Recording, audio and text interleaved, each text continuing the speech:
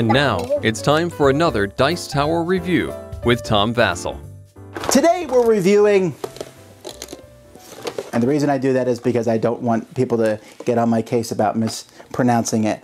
But I'm just going to call it Alea for short. But Alea is a game, came out a few years ago. It's one of the smaller games that was in a set. You can see Real Grande number 5.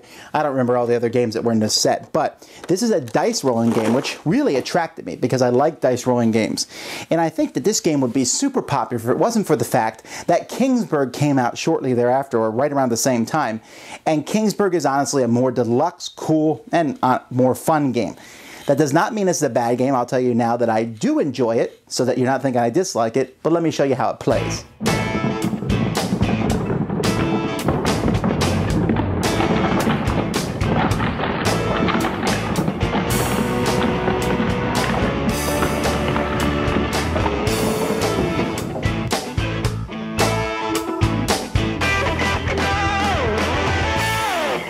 Here's an example of a starting setup for the game in different areas. It doesn't really matter where you have each area.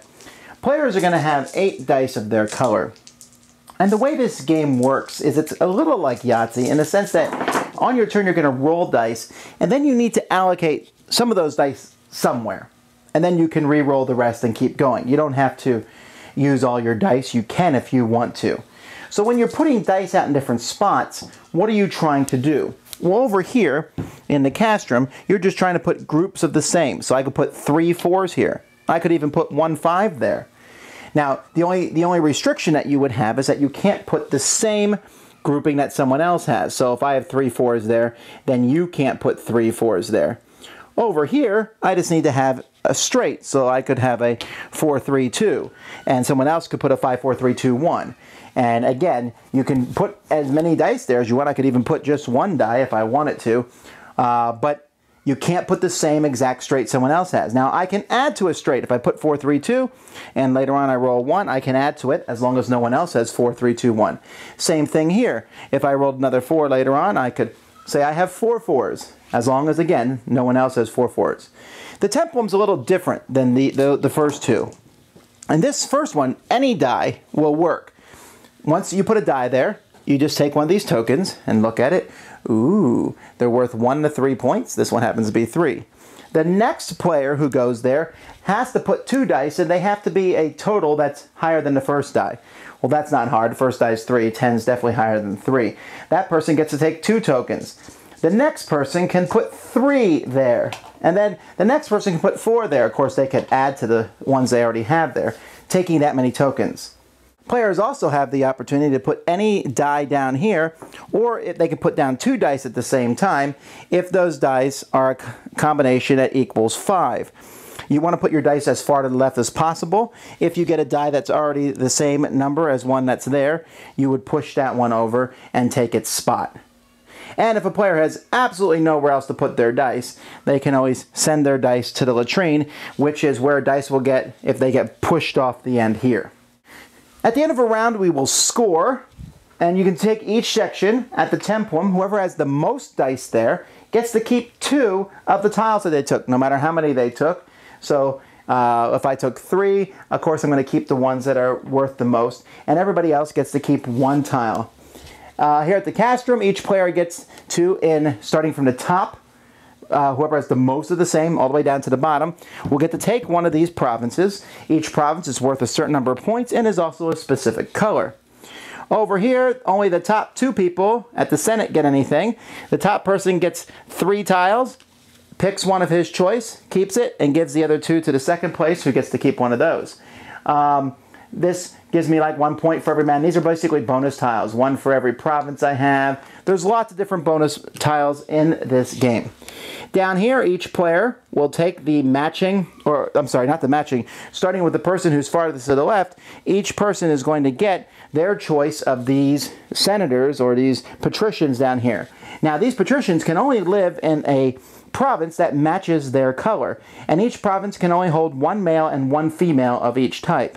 So if I got this purple gentleman, he's worth no points to me until I manage to get him in a purple province. So if I have Macedonia, I have the opportunity to stick him there, and at the end of the game, this would be worth some points to me. Provinces are worth fewer points if there's no one living in them. And if you got stuck in the bathroom, you get to take a re-roll chip for each die that you have there. That will let you re-roll the dice without having to put out dice on the board. So this will continue until all these are gone and all the provinces are gone and have been handed out, and then there will be end of game scoring where people will reveal their bonus tiles, they'll reveal their provinces with people in them, and they'll also reveal how many of these chips they took during the course of the game. The person with the most points is the winner. I love games that let you roll dice and re-roll dice, and just the idea of this game and the Roman thing is a theme that's not really there. It's just about rolling dice. In fact, this game reminds me of heavy Euro games. Get points here, get points here, get points here, get points here, and you do that in this instance by rolling dice. But I will forgive that because I get to roll 8 dice, and that's cool. Now, the game itself is pretty simple. There's only a few paths to victory. You can try to pump up on those chips that are worth 2 or 3. By the way, that section's not used in a 2 to 3 player game. In fact, I would say very strongly I would never play this with 2 or 3. 4 and 5 is the only way to go because it takes out a chunk. When you're only playing with 2 and 3, there's fewer things to do. It's a lot more boring.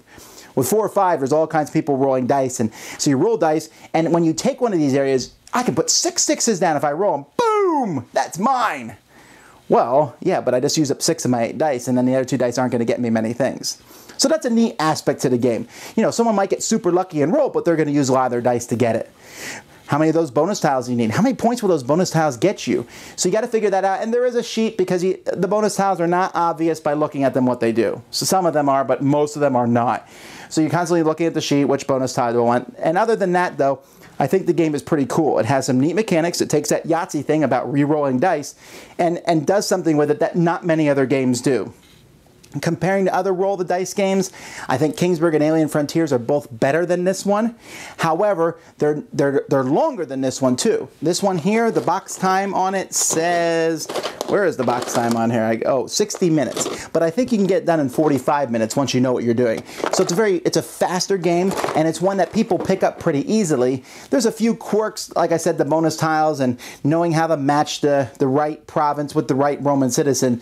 But other than that, it's a very fun little game, rolling dice. Alea, Iacta S. Thanks so much for watching the Dice Tower videos. Find more great videos and reviews, as well as our top-rated audio podcast at Dicetower.com. You can also find the latest board game news at Dicetowernews.com.